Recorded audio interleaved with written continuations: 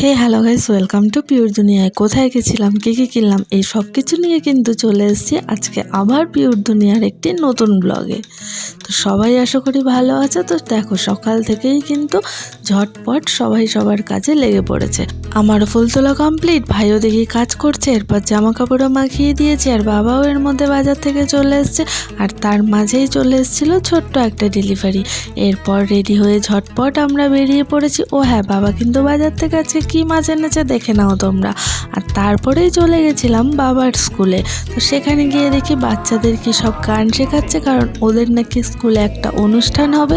তো সেটা তোমাদেরকেও শুনিয়ে দিলাম।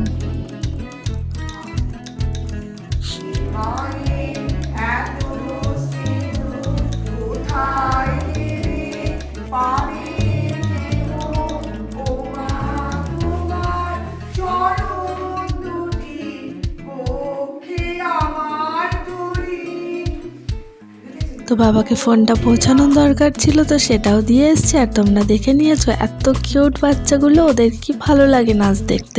তো সময় ছিল না বলে আর দাঁড়িয়ে দেখতে পারিনি। তারপরে চলে এসেছি আমরা স্টেশন। তো সেখানে গিয়ে দেখি একটা কুল গাছ। তো কুল দেখে কার না খাওয়ার ইচ্ছে হয়। আর সরস্বতী পুজো যদিও চলে গেছে, তো এখন তো আর কোনো বাধাই নেই, তাই বরকে বললাম পেড়ে দিতে। তো সেও পেরে দিল, আর আমি টকটক কুলগুলো খেয়ে নিয়েছি। ও মা, এর মধ্যে দেখি আমাদের ট্রেন চলে এসছে।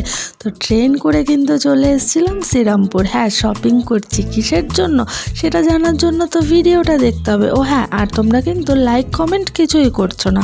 আমার কিন্তু এটা ভালো লাগছে না। তোমাদের কেমন লাগছে? যদি ভালোও না লেগে থাকে সেটাও কমেন্ট করে অবশ্যই জানাও। তো কেনাকাটির সাথে খাওয়া দাওয়াও করে নিয়েছি। আর তারপরে দেখো বাড়ি ফিরেছি, তখন ট্রেনটা পুরো ফাঁকা। তো এরা সবাই তো পায়ের উপর পা তুলে বসেছে। বাড়ি এসে আবার পাশের বাড়ি একটু নিমন্ত্রণ ছিল, সেখানে চলে গেছিলাম কীর্তন শুনতে। ওখানে আর বেশিক্ষণ থাকা হয়নি, কারণ মন্ডান ছিল বাড়িতে, কারণ বাড়িতে তৈরি করছিল মা পিঠে। তো এসেই তো দেখি মার তৈরি হয়ে গেছে পিঠে, এসে ঝটপট কটা খেয়েও ফেলেছি। চলো তাহলে এখানেই শেষ করলাম আজকে। টাটা, গুড নাইট, শুভরাত্রি, সবাই খুব ভালো থেকো।